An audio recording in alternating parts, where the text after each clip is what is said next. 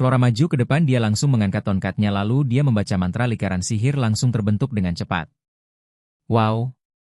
Itu sungguh cepat. Seperti yang diharapkan dari anak perempuan keluarga Lumos. Profesor melihat jamnya waktu yang dibutuhkan adalah 4,78 detik. Kecepatan yang terlihat sulit dipercaya untuk seorang murid tahun kedua. Prosesnya juga sempurna. Ini bukan apa-apa.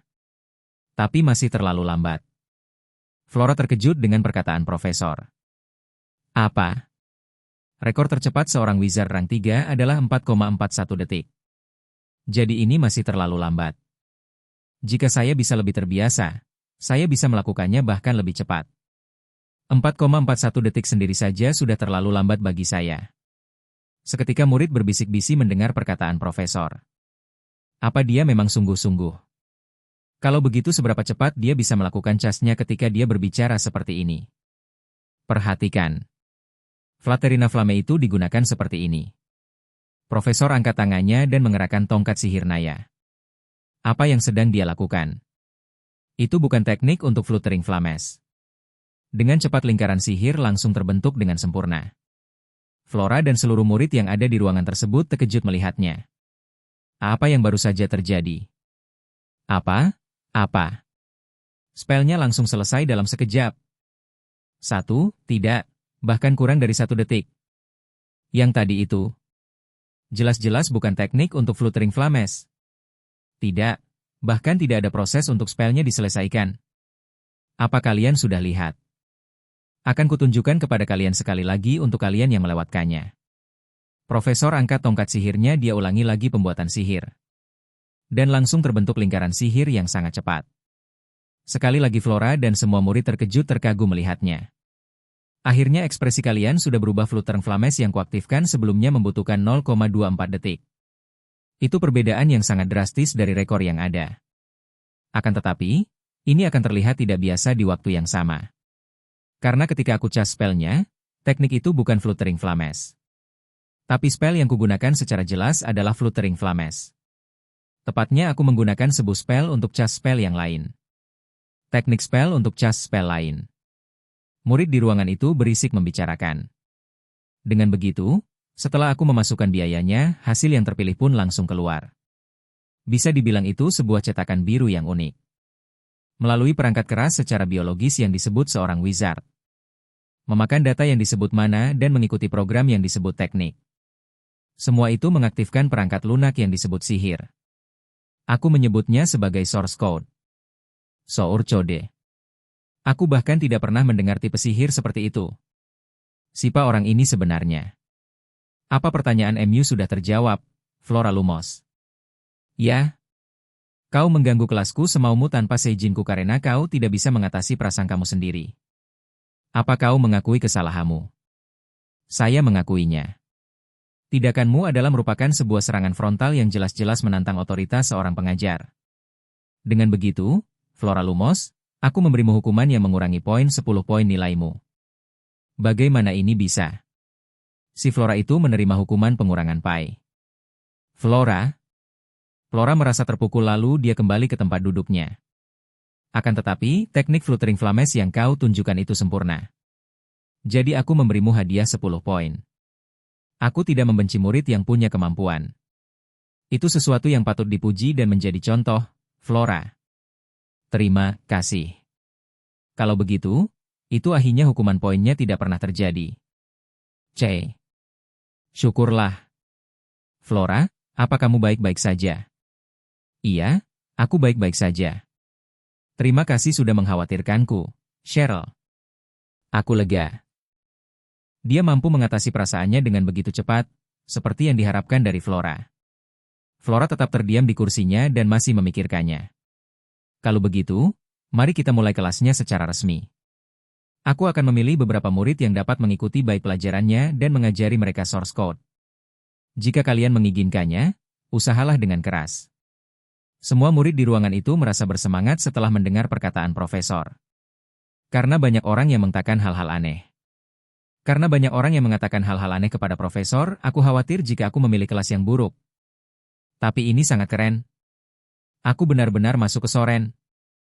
Aku akan mengakhiri kelasnya di sini. bahwa para siswa bisa pergi bebas dan meminta mereka untuk mengulas materi di rumah. Saat meninggalkan ruangan, Aiden berseru bahwa Roger luar biasa dan dia bahkan tidak bisa mempercayai bahwa dia melihat sesuatu yang mirip dengan kode sumber.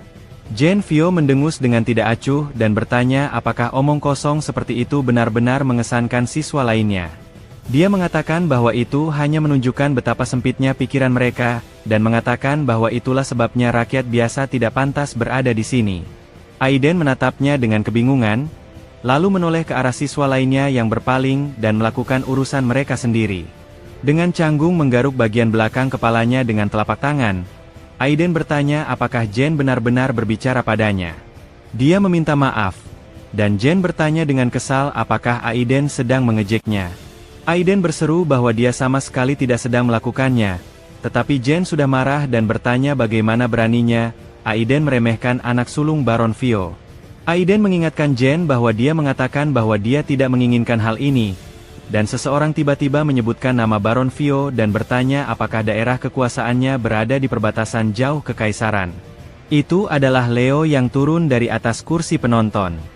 Leo melihat serius ke arah Jen dan Aiden yang tersenyum lebar. Jen bertanya apakah sekarang TN menerima anak-anak juga. Leo dengan santai menjawab bahwa lebih baik seperti ini daripada menerima anak-anak bodoh dari keluarga Baron. Jen menggertakkan giginya dengan kesal, mengerutkan dahi saat dia mengeluarkan tongkat sihirnya, lalu memanggil Aiden dan Leo dengan nama-nama ejekan. Dia menyuruh mereka untuk mendengarkan dan bertanya bagaimana berani mereka menghina seorang bangsawan. Dia berjanji bahwa mereka akan bertanggung jawab atas kata-kata mereka, namun Leo tidak terlihat takut dengan ancamannya dan hanya menyarankan agar Jen mencobanya. Jen terkejut dan bertanya dengan bingung, sementara Leo, yang semakin merunduk, mengulanginya, "Cobalah," dan menyarankan agar Jen melihat apa yang akan terjadi jika dia menyerang di tempat itu. Leo meragukan bahwa akademi akan menutup mata begitu saja karena status Jen, dan bertanya apakah Jen tidak repot-repot membaca aturan sebelum bergabung.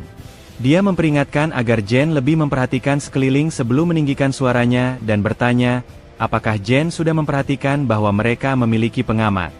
Jen menoleh, memang melihat beberapa siswa sedang berbicara dan mengamati mereka. Dia mengulang kata-kata Leo tentang menjaga punggungnya dan mengerutkan dahi dengan kesal. Ketika mereka pergi, Aiden menghela napas dan mengucapkan terima kasih kepada Leo atas bantuannya, kemudian memberitahunya namanya. Leo memperkenalkan dirinya sebagai balasan, sambil memperingatkan Aiden untuk tidak berterima kasih kepadanya, karena dia hanya kesal dengan kebanggaan Jen tentang statusnya. Aiden berseru bahwa Leo adalah orang yang sangat baik, dan bertanya apakah Leo mendengar apa yang dia katakan.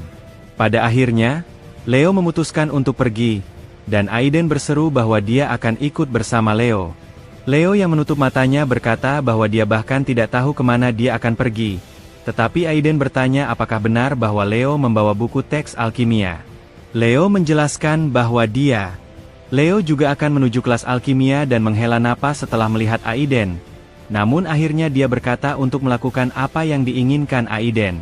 Leo juga memperingatkan Aiden untuk tidak terlalu terlihat jelas, dan Aiden bertanya dengan bingung apa yang sedang Leo bicarakan.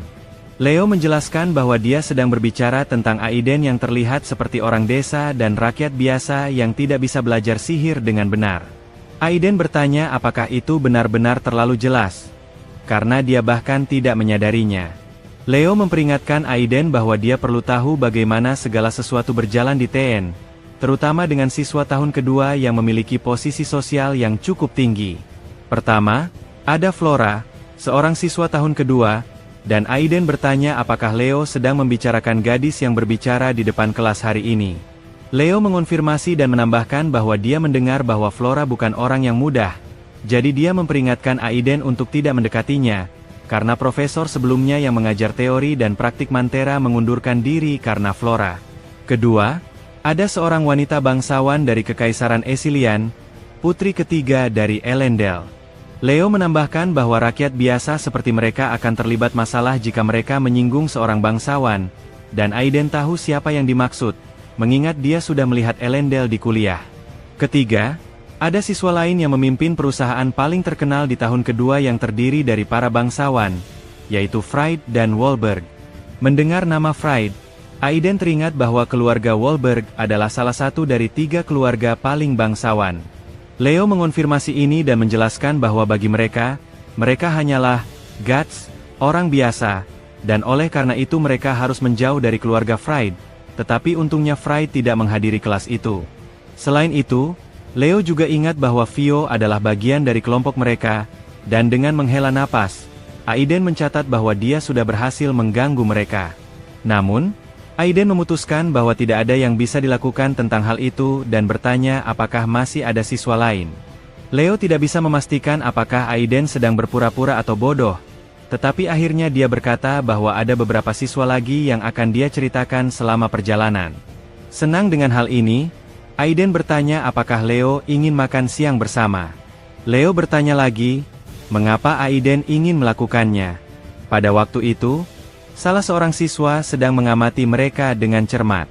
Tak lama kemudian, Roger berjalan menyusuri lorong akademi sambil memikirkan apa yang terjadi. Roger mencatat bahwa reaksi para siswa lebih baik dari yang dia bayangkan, karena dia bahkan tidak mengharapkan hal ini. Waktu di dunia ini sesuai dengan abad ke-19 di bumi, dan meskipun ada kekuatan sihir, ilmu pengetahuan di sini belum berkembang sebaik di abad ke-21 di dunia Roger. Itulah sebabnya dia menciptakan kode sumber dengan menggabungkan sihir dan ilmu pengetahuan, dan dia benar-benar tidak menyangka bahwa hal itu akan begitu mengejutkan para siswa. Ketika gurunya melihat perkembangan ini, dia hanya berkata bahwa itu tidak buruk, dan mencatat bahwa dia singkat saja. Protagonis mencatat bahwa inilah mengapa dia mengharapkan sesuatu seperti ini dari para siswa. Proses menciptakan Mantera harus cepat dan tepat, tetapi itu sulit dan terbatas pada tingkat ketiga. Dia tidak bisa hanya mengajarkan kode sumber kepada para siswa dan memutuskan bahwa dia perlu mempersiapkan lebih banyak Mantera, agar tidak terdeteksi. Dia berjalan menuju pintu dan bertanya-tanya, apakah ini benar-benar kantornya? Setelah membuka pintu, dia masuk, dan Eliza yang ada di dalam ruangan itu menghela napas, lalu berbalik ke arahnya. Eliza tersenyum dan memintanya untuk masuk, lalu bertanya bagaimana pendapatnya tentang kantor tersebut. Dia mengira bahwa kantor itu memiliki interior yang indah, tetapi Roger tidak menjawab dan hanya memandangnya dengan terkejut. Beberapa saat kemudian, Eliza memberitahunya bahwa setiap profesor di akademi ini diberikan ruang pribadi. Dia menambahkan bahwa protagonis bisa menggunakan ruang ini sesuai kehendaknya. Roger duduk di sofa di seberangnya dan, menyadari bagaimana situasi sebenarnya, bertanya apa yang membawa Eliza ke sana. Eliza bertanya apakah dia tidak bisa berada di sana. Roger menutup matanya dan menjelaskan bahwa dia hanya penasaran dengan alasan kunjungannya, dengan jujur mengakui bahwa dia kebingungan dengan penampilannya. Eliza menutup matanya dan tersenyum, menjelaskan bahwa dia hanya ingin memeriksa profesor mereka yang terhormat dan juga menarik perhatian bahwa Roger sangat terbuka. Dia menambahkan bahwa dia berkewajiban untuk mengawasi mereka sebagai seorang recor, lalu mengamati dengan cermat tokoh utama, dan dia, yang menundukkan kepala, berpikir, merasa ada sensasi aneh di tubuhnya ketika mata mereka bertemu. Eliza menyilangkan tangannya di dada, sedikit tidak senang, dan berkata bahwa Roger sangat tenang dan mengakui bahwa dia kira Roger akan terkejut. Roger meminta maaf tetapi menyatakan bahwa kejutan untuk hari itu sudah cukup. Meskipun dia berpikir bahwa bertemu dengan sikap seperti itu di malam hari tidak terlalu mengejutkan. Dia bertanya-tanya apa yang Eliza lakukan di kantornya. Eliza menambahkan bahwa bagi profesor lainnya, penampilannya adalah hal yang tak terduga, dan mencatat bahwa Roger adalah orang terakhir yang dia kunjungi. Roger menyadari bahwa Eliza telah mengunjungi tidak hanya dirinya, dan bertanya-tanya mengapa dia menyimpannya untuk yang terakhir. Dia menduga bahwa Eliza tahu sesuatu, dan berpikir bahwa tidak peduli seberapa baik organisasi itu disembunyikan, detail mencurigakan tidak akan luput dari perhatian rekor akademi. Dia mengira bahwa Eliza mencurigainya akan sesuatu, tetapi berpikir itu tidak adil karena meskipun dia memimpin sebuah organisasi rahasia, dia tidak bekerja untuk mereka. Akhirnya, untuk mengalihkan pikirannya, Eliza menyatakan bahwa dia mendengar bahwa Roger mengundang mahasiswa tahun pertama ke kuliahnya. Dia mengonfirmasi hal itu, menjelaskan bahwa dia tidak memisahkan mahasiswa ke dalam kelas-kelas, dan Eliza memperingatkan bahwa dia tidak menyalahkannya untuk apapun, mengakui bahwa sebenarnya dia setuju dengan metode pengajarannya karena ada beberapa mahasiswa yang sangat kuat di antara mahasiswa baru, juga ada mahasiswa yang menggunakan sihir unik. Dan protagonis bertanya apakah itu benar. Dia menjelaskan keterkejutannya dengan mengatakan bahwa dia baru saja menerima daftar kelas. Dan Eliza mencatat bahwa dalam hal ini seorang putri menghadiri kelas-kelasnya, jadi dia meminta agar Roger berusaha untuk tidak terlibat masalah. Dia tidak meminta agar Roger memperlakukannya secara khusus, tetapi hanya menjelaskan bahwa akan sulit menyelesaikan situasi jika sesuatu yang buruk terjadi. Roger terkejut mendengar tentang putri tersebut, dan Eliza menambahkan bahwa dia memiliki harapan besar terhadapnya dan tersenyum saat berdiri. Dia mengucapkan selamat kepada Roger atas keberhasilannya mengadakan kelas pertama, dan itu sebabnya dia tidak akan khawatir lagi karena para mahasiswa telah memberikan kesan baik kepada Roger. Roger menawarkan teh kepadanya, dan dia berterima kasih atas tawarannya, mengakui bahwa dia menghargai keramahannya, tetapi mengatakan bahwa dia memiliki urusan yang harus diselesaikan dan meninggalkan kantor, mengucapkan selamat atas keberuntungan protagonis dalam pekerjaannya. Setelah menutup pintu di belakangnya, dia berhenti sejenak, dan Wilford yang sudah mendekat bertanya bagaimana jalannya. Dia bertanya-tanya apakah protagonis bisa dipercaya, dan Eliza menatapnya dengan tajam saat menjawab pertanyaannya. Akhirnya, dia dengan jujur mengakui bahwa dia tidak tahu, dan sambil berjalan bersama Wilford di koridor, dia menyatakan bahwa biasanya dia mengamati mereka yang menimbulkan kecurigaan paling besar, tetapi dia tidak bisa mengatakan apa-apa dengan pasti tentang Roger. Wilford bertanya apakah itu benar-benar demikian. Dia yakin bahwa jika Eliza sudah menangani masalah tersebut, itu berarti semuanya akan segera terselesaikan, dan Eliza menyatakan harapan akan hal itu. Kemudian dia tersenyum dan mengakui bahwa dia bahkan tidak bisa membayangkan bahwa Roger tidak akan sedikitpun bergeming setelah berhadapan dengan tatapan memikatnya 2 kali. Dia menganggap bahwa seharusnya Roger akan menyerah jika dia seorang penyihir tingkat keempat, tetapi kenyataannya, dia tidak bereaksi sama sekali, yang berarti dia menahan diri hanya dengan kekuatan kehendaknya. Eliza meletakkan tangannya di dagunya sambil berpikir, mencatat bahwa Roger adalah pria yang sangat menarik, dan kemudian teringat tentang serangan teroris di kereta, berpikir bahwa seharusnya dia memperhatikan bahkan detail terkecil, apalagi mengetahui bahwa ada kelompok rahasia yang beroperasi di dalamnya. Dia menduga bahwa insiden itu bisa saja merupakan akal-akalan, dan orang asing itu memanfaatkan kekacauan untuk menggantikan posisi Rio. Roger menoleh ke Wilford dan bertanya apa yang dia pikirkan. Wilford mengakui bahwa dia bahkan tidak tahu, tapi dia yakin bahwa tokoh utama ini bukanlah pemuda biasa. Itulah yang dikatakan perasaan tuanya. Eliza pun menyatakan bahwa perasaan itu tidak pernah menipunya. Dia sama sekali tidak yakin apakah kata-kata Roger bisa dipercaya, jadi dia memutuskan untuk mengawasinya sedikit lebih lama. Setelah beberapa saat, Roger menghela napas lelah dan bersandar di kursinya, sambil berpikir bahwa untuk apa menghadiri pertemuan pribadi seperti ini.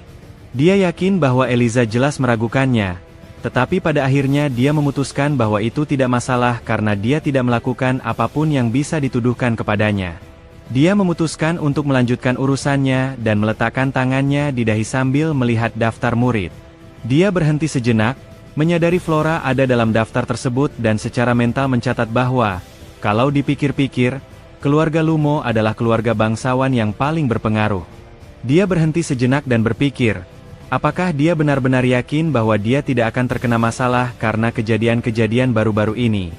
Dia merenung sebentar, tapi kemudian tiba-tiba teringat sesuatu dan berasumsi bahwa Flora pasti tidak terlalu memikirkan kata-katanya, karena dia bahkan memberinya nilai tambahan sebagai tanda perdamaian.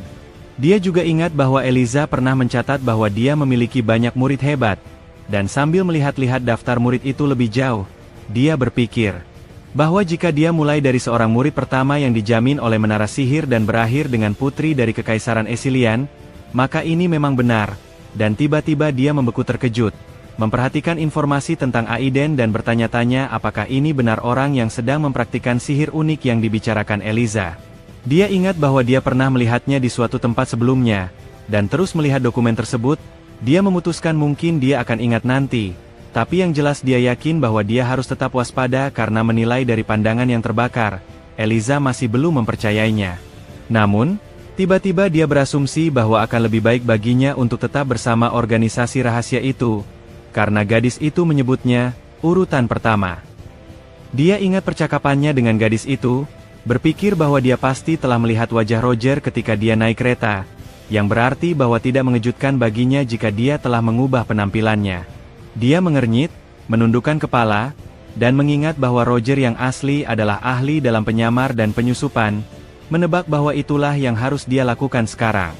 Namun, menginterupsi pikirannya, dia menutup matanya, menggelengkan kepala dari sisi ke sisi, dan menolak pemikiran tersebut, karena dia tahu bagaimana jadinya jika seseorang menangkapnya. Selain itu, tidak ada jaminan bahwa organisasi rahasia itu akan melindunginya. Jadi untuk sekarang dia harus tetap menjadi seorang profesor dan melakukan yang terbaik yang dia bisa. Tiba-tiba dia terkejut, bertanya siapa yang ada di sana ketika dia keluar ke koridor. Pria itu memberinya dokumen, menyapanya, dan mengumumkan bahwa dia datang untuk memberinya ini. Melihat dokumen itu, protagonis bertanya apakah ini benar-benar jadwal yang teratur. Kata lawan bicaranya mengonfirmasi hal ini, sambil mengumumkan bahwa hari ini giliran Roger dan dia ingat bahwa kontrak itu menyebutkan hal tersebut, sambil berseru bahwa ini adalah akhir dari wewenangnya. Pria itu mulai pergi, memberi peringatan bahwa dia akan pergi, dan Roger mengamatinya. Setelah itu, dia melirik surat yang diterimanya, menyadari bahwa ini adalah jadwal yang teratur. Dia mengira tidak ada yang rumit tentang hal ini. Beberapa saat kemudian, di ruang latihan, beberapa siswa sedang berlatih, sementara sebagian lainnya sedang berbicara, dan tiba-tiba seseorang dengan marah bertanya lagi. Itu adalah Daa yang dengan marah memandang lawan bicaranya dan memerintahkannya untuk mengulang kata-katanya.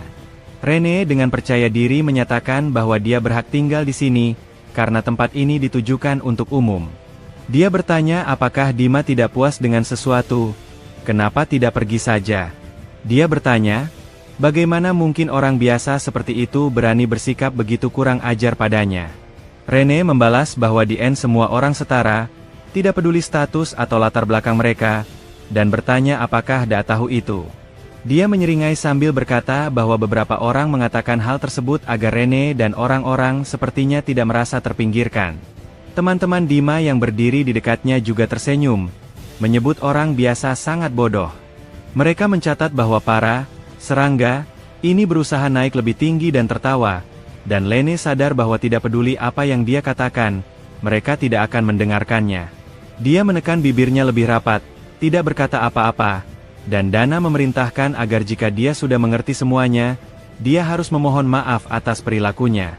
Tanpa menjawab, Rene berbalik untuk pergi, dan salah satu teman Daa melihat bahwa Rene sedang pergi.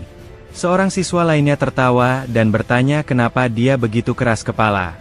Mereka mencatat bahwa dia tahu bagaimana ini akan berakhir, dan Daa tiba-tiba mendengus marah dan bertanya pada dirinya sendiri, apakah Rene, yang dia sebut seorang plebeyan, memutuskan untuk mengabaikan kata-katanya. Mengambil tongkat sihirnya, dia memanggilnya. Kemudian bertanya apakah dia benar-benar berpikir untuk pergi. Dia membentuk serangan sihir dan mengarahkannya ke arah Rene, sementara teman-temannya yang menyaksikan ini terkejut. Rene melihat serangan yang mendekat, tetapi dia tidak bisa berbuat apa-apa dan hanya berteriak, meletakkan tangannya di depan kepalanya. Pada saat berikutnya, kilatan terang muncul. Sosok itu muncul dan mantra Dina pun buyar. Ia menoleh ke belakang dengan kesal dan bertanya siapa yang berani mengganggu. Orang yang membatalkan mantranya bertanya apa yang sedang mereka lakukan. Ia menyadari bahwa mereka bertarung di aula yang seharusnya digunakan untuk pelatihan, dan Dama memfokuskan perhatian pada orang yang berbicara itu. Ia melanjutkan ucapannya dengan menyatakan bahwa ini bahkan tidak bisa disebut pertarungan. Rene terdiam, dan Roger, yang menghentikan pertarungan itu, menyatakan bahwa tahun ajaran baru saja dimulai dan mereka sudah membuat masalah. Menurutnya, ini adalah bentuk tidak hormat terhadap Akademi TN. Rene bertanya apakah itu benar-benar dirinya. D hanya tersentak dan mengernyit, sementara tokoh utama menggunakan sihir untuk turun dari tangga langsung melalui udara, sambil menyatakan bahwa awalnya ia hanya ingin memberi peringatan, tapi yang terjadi adalah serangan sepihak. Daa dengan marah bertanya apa masalahnya. Ia menekankan bahwa itu perlu dilakukan demi melindungi kehormatan keluarganya. Roger, memotong ucapannya, kembali bertanya dan lalu menyatakan bahwa semua murid TN adalah setara, tak peduli seberapa mulia darah keturunan Daa. Ia tidak bisa menutup mata terhadap hal ini. Daa semakin mengernyit, menggertakkan rahang, lalu berpaling. Roger memerintahkannya untuk segera mengikutinya. Diema berseru penuh kemarahan, lalu menundukkan kepala dengan kesal dan menyebut Roger sebagai bangsawan jatuh yang tidak berarti. Roger terdiam, dan Daa tiba-tiba tersentak. Menyadari perilaku anehnya, salah satu rekannya memanggilnya, namun dia tidak merespons. Rene juga terdiam, dan Roger yang menoleh ke arah Daa bertanya apa yang baru saja ia katakan. Aura mengancam memancar darinya, dan Diema pun tersentak.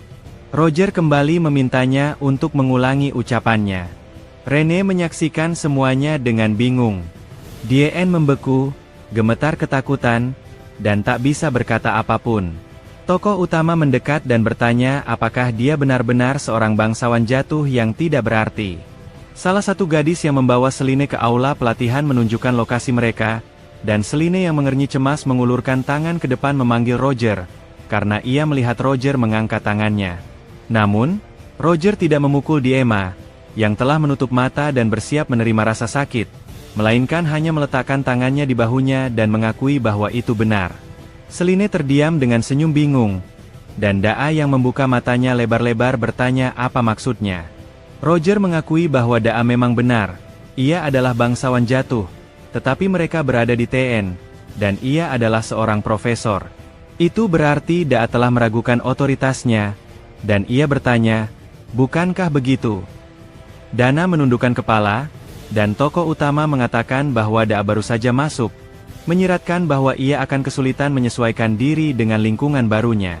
Daa menatapnya dengan bingung, dan Roger berkata bahwa mereka akan diasumsikan bahwa dia, Rene, salah bicara, dan dia, Roger, memutuskan untuk memaafkannya kali ini.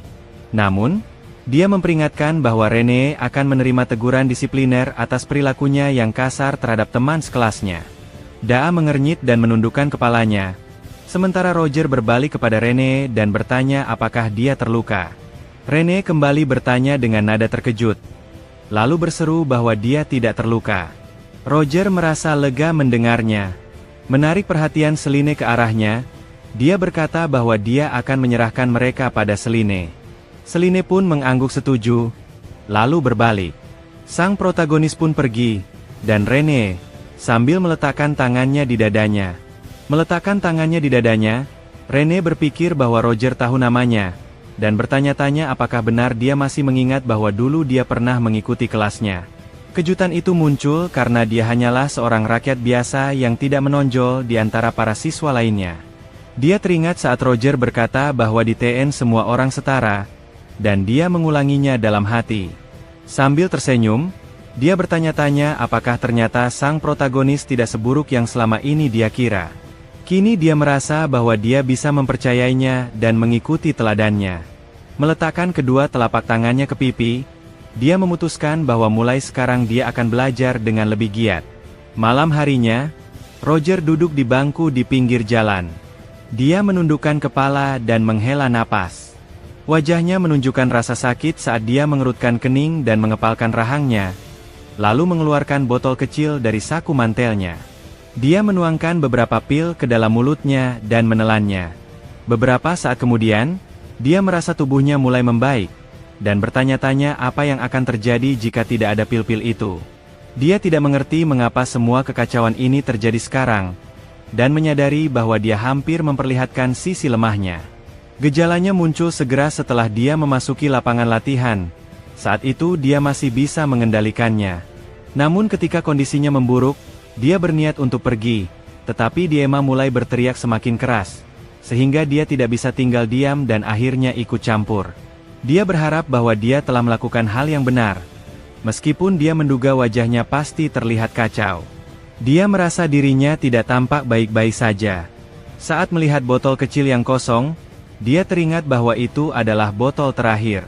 Dia mencatat bahwa dirinya mungkin masih bisa bertahan sekitar 5 hari, tetapi kemungkinan besar dia harus mulai menggunakan sihir. Selain itu, Akan berbahaya jika harus membawa resepnya ke apotek. Sambil menatap lurus ke depan, dia berpikir bahwa dia harus segera menghubungi orang itu. Beberapa saat kemudian, seseorang bertanya apakah orang lain sedang membicarakan tentang manusia serigala. Roger menyipitkan matanya dan bertanya apakah dia mendengarnya dengan benar. Selena berseru bahwa memang benar, dan menyatakan bahwa itu adalah manusia serigala. Dia berkata bahwa para siswa mengatakan mereka melihat sosok gelap di kota tadi malam, duduk di atap sebuah bangunan. Menurut sang protagonis, itu terdengar seperti cerita urban tentang hantu, tapi Selena bertanya apakah dia benar-benar berpikir begitu. Ia berkata bahwa ada juga saksi mata yang melihat makhluk itu muncul di wilayah TN. Roger bertanya apakah itu benar, dan Selena mengiyakan. Dia menambahkan bahwa mungkin saja itu sesuatu yang lain, tetapi kemungkinan besar itu adalah manusia serigala. Di lingkungan akademi yang penuh sihir, tidaklah mengherankan jika terjadi fenomena aneh seperti itu. Bahkan ada cerita tentang 7 hantu TN. Roger bertanya apakah hal seperti itu benar-benar ada. Selena menutup matanya dan mengangguk, lalu bertanya apakah dia belum pernah mendengarnya. Roger mencatat bahwa Selena tahu banyak cerita hantu, dan bertanya apakah itu benar. Selena terdiam sejenak, tetapi tetap tersenyum. Tiba-tiba dia tampak malu dan mulai melambaikan tangannya, lalu memohon pada sang protagonis agar tidak mengira bahwa dia sengaja mencari informasi tentang sisi supranatural dari akademi. Dia hanya ingin memilih topik diskusi yang menarik bagi para siswa, jadi dia melakukan sedikit riset. Jadi tidak bisa dikatakan bahwa dia benar-benar tertarik pada hal-hal seperti itu. Roger menganggap itu sebagai pujian, dan akhirnya dengan tenang berkata bahwa dia mengerti semuanya, lalu memintanya untuk tenang. Selena terus membela diri, bersikeras bahwa itu tidak benar.